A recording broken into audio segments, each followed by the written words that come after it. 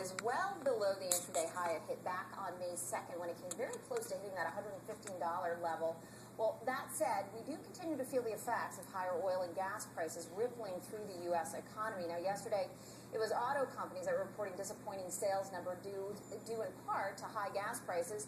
Today, we spoke about it earlier, the retailers saying that those high gas prices are keeping customers away. Well, our next guest has an unusual perspective on the oil market. John Katsimatidis is the founder and head of the Red Apple Group. He's involved in a number of businesses, including United Refining, which processes 70,000 barrels of oil a day, as well as Gristedes Foods, which is a leading supermarket chain here in New York City. And John, it's a pleasure to have you on the show.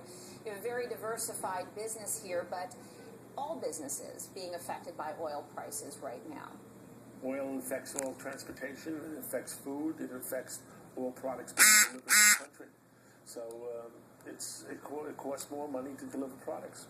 Tell me this, you had a meeting just recently, right, with the New York Fed, and you were discussing a little bit of what we were doing in the Middle East and how that was impacting the price of oil. What was the nature of that conversation? Well, we had a meeting with some of the economists of the Fed, and the nature of what I brought up, that our government is advertising that the cost of the war was $300 million a week or $600 million the first week. That's not the real cost. After the dominoes started to fall with Egypt and then Libya, oil went from $80 to $110. That's $30 a barrel.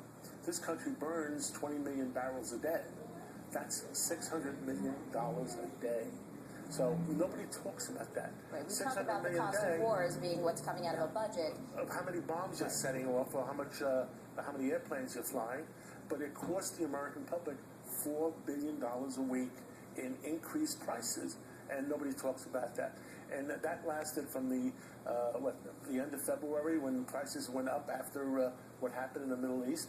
And we're supporting people who we don't even know to this day who we're supporting. We had Mubarak as our ally for 30 years, and we had Libya was not a problem in our country. But this problem has cost us maybe $40 billion. What are you watching for in the next, say, few weeks, few months, over the next year as it relates to the price of oil? Is it what we're doing in the Middle East? Is it what's happening with inventories? I mean, there's quite a bit of volatility in the market. It seems that crude has come back down. We're below that $100 level now, and we've been there for a little while. What?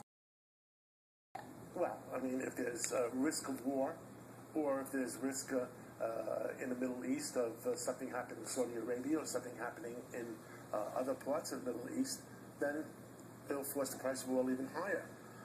The price of oil right now should be $75 to $85 a barrel, in that range. And it's, like I said, it's costing the American people $4 billion a week more because of where it is.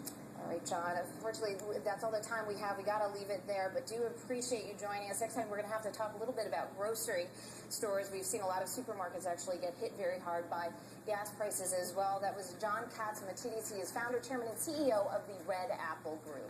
Okay, coming up next, the government releases its eagerly awaited jobs